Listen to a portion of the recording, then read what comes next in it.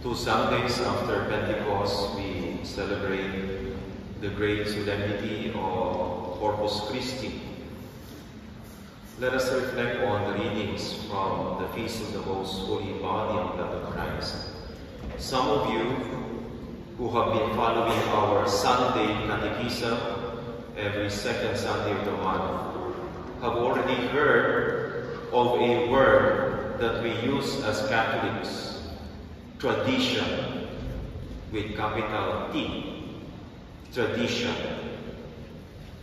We believe as Catholics in the Bible, the sacred scripture, and tradition. This idea of tradition comes from the root word meaning to pass on, to hand on to the next generation. The early disciples of the Lord learned from Jesus, and they passed what they learned to the next generation. And we have a good example of this in the second reading from the first letter of Paul to the Corinthians. It is about the body and blood of Christ. St. Paul says, I received from the Lord what I also handed on to you, that the Lord Jesus, on the night he was handed over, took bread, and after he had given thanks, broke it and said, This is my body that is for you. Do this in remembrance of me. That is tradition with a capital T. We believe in tradition. That the first apostles of the Lord passed on the teachings that they have learned from Jesus to the next generation, down to us, Christians in the present. And the teaching on the Holy Eucharist is one of those traditions that the apostles of the Lord pass on to the next generation. St. Paul is passing on to us the tradition of the Eucharist that was taught by Christ himself. That is tradition. Now let's look at the Gospel from Luke chapter 9. We will see here the feeding of the 5,000. The setting is the northern shore of Galilee.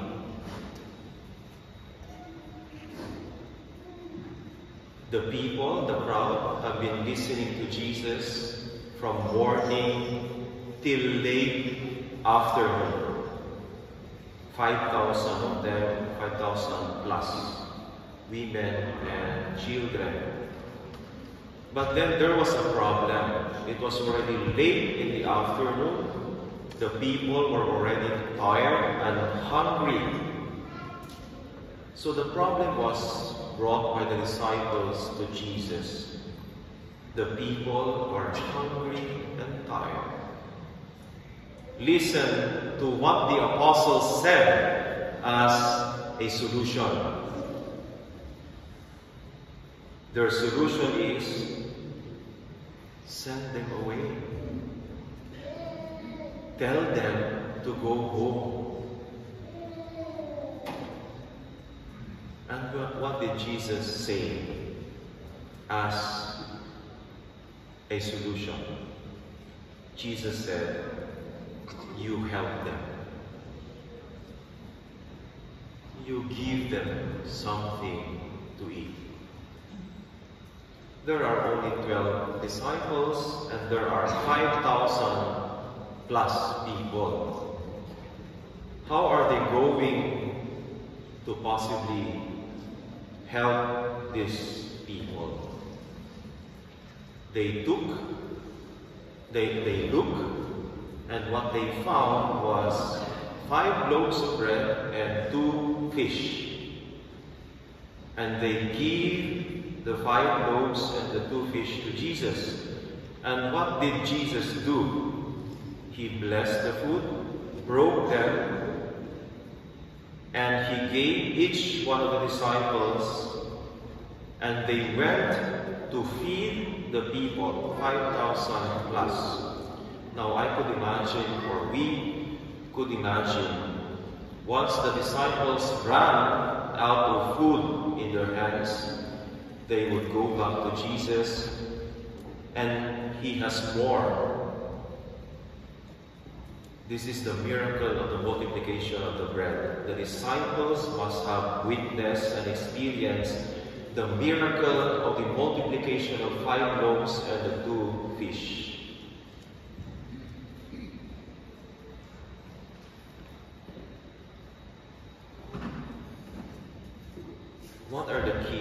What is the key lesson that could be applied in our own life as Catholics, as Christians today, the present generation of Christians? Last Thursday, I celebrated my 15 years as a priest, 15-year anniversary, ordination anniversary. My first 7 years of my ministry was in the seminary. I was a formator and a teacher of philosophy. But at the same time, I helped at the cathedral parish on weekends. So I was a formator and professor Monday to Friday. I was a pastor Saturday, Sunday. I was assigned in some of the remote and poorest areas of the parish. I know well the struggles and problems of the poor. I know well the life of the poor. My knowledge of poverty is not only based on observation. I have been immersed in the life and problems of the poor for 7 years as a young priest. The next 8 years of my priesthood, I have lived here in Germany, where there is abundance and plenty of food and material things.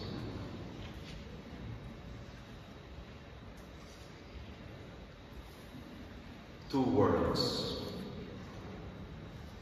I have lived with and I have experienced.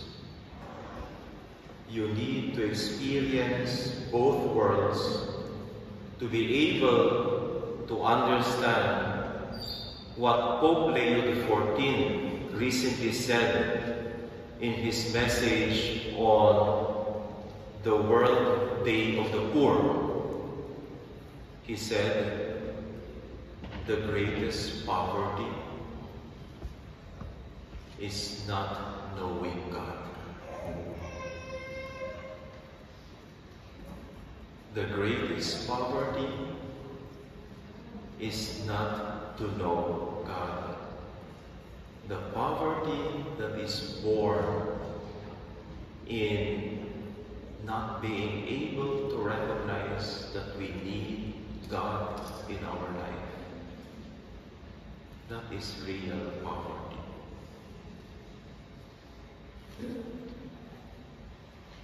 Don't get me wrong. I am not trying to sentimentalize poverty. As I have said, I have experienced both worlds, poverty, abundance, and plenty. I am not trying to sentimentalize poverty. In fact, we have done so many projects together through your donations to help the poor, like building classrooms and providing computers or science laboratory for schools. On the other hand, when we finally live in abundance and plenty, like all of you here now, the temptation is to adopt the idea of the apostles. Let us focus on ourselves. Let us take care of ourselves. Let those people find their own food.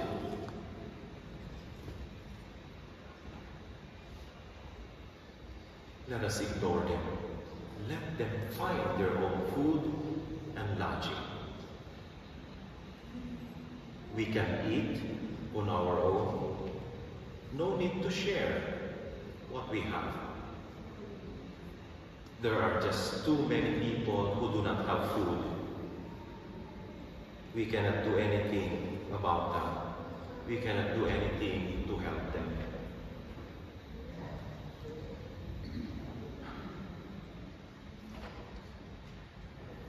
This is the exact opposite of what Jesus demonstrated in the feeding of the 5,000. In the Holy Eucharist, Jesus gives himself to us, not only a part of himself, but his whole self, body and blood, soul and divinity.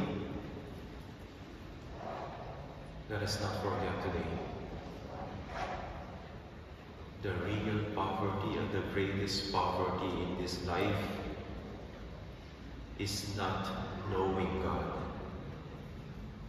Not knowing how God wants to be part of our life. That is the real poverty. Not knowing God who has brought us into existence. That is the real poverty.